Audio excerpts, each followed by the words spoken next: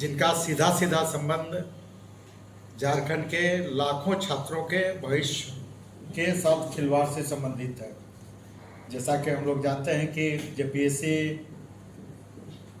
पूर्व के इतिहास को दोहराते हुए इस बार भी जो 14वीं जेपीएससी है उसके रिजल्ट में एक नया कीर्तिमान स्थापित किया। हम सभी लोगों को जानकारी है कि जेपीएससी एक संवैधानिक आयोग है, एक संवैधानिक संस्था है। और आयोग का मतलब यह है कि आयोग का मतलब सिर्फ अध्यक्ष नहीं होता है। आयोग का मतलब है कि अध्यक्ष और उसमें जो सदस्य हैं, आयोग के अध्यक्ष सदस्य सभी मिलकर यह आयोग बनता है। और आयोग का हर निर्णय आयोग में शामिल लोगों के बहुमत से निर्णय होता है।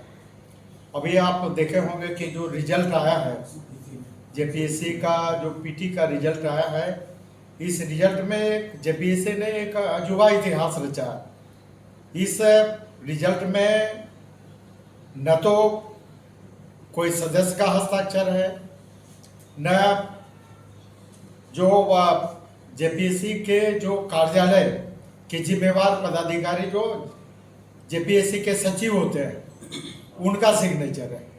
तो आयोग में तो ऐसा पहली बार देखने को मिल रहा है कि आयोग का मतलब सिर्फ जेपीएससी का अध्यक्ष होता है, कोई पदाधिकारी या कोई सदस्य का कोई मतलब नहीं है। जेपीएससी का पीटी का जो रिजल्ट है, ये रिजल्ट ही असंवैधानिक है। इस संवैधानिक आयोग में पीटी का जो रिजल्ट है यही असंवैधानिक है।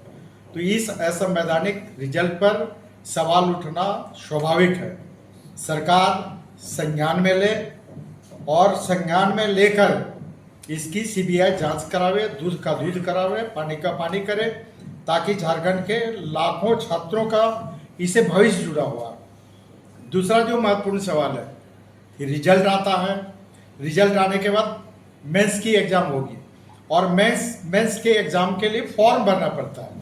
और फॉर्म भरने के लिए जो आरक्षित कैटेगरी के उम्मीदवार होते हैं, चाहे वो एससी हो, एसटी हो, ओबीसी हो, निश्चित रूप से इन्हें अपने जाति से संबंधित प्रमाण पत्र भी प्रस्तुत करने पड़ते हैं। चाहे वो जाति प्रमाण पत्र हो, आय प्रमाण पत्र हो, आवासीय प्रमाण पत्र हो, ओबीसी नॉन क्रीमी लेयर हो, तो ये प्रमाण पत्र बनाने पड़ते हैं और मेंस के आवेदन में ये सारे सबमिट करने पड़ते हैं।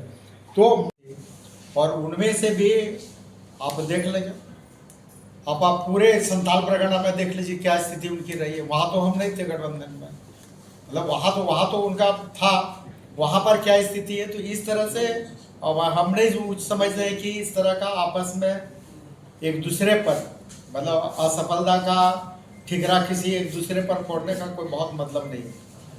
ये है कि ठीक है, जो खामियां है उसको ख़त्म करिए, आगे कैसे उसको हम लोग दूर करें, आगे कैसे एनडीए की सरकार बनी, इस पर ज़्यादा सकारात्मक पहल और सकारात्मक सोच के साथ इस पर ज़्यादा फोकस करने की आवश्यकता है।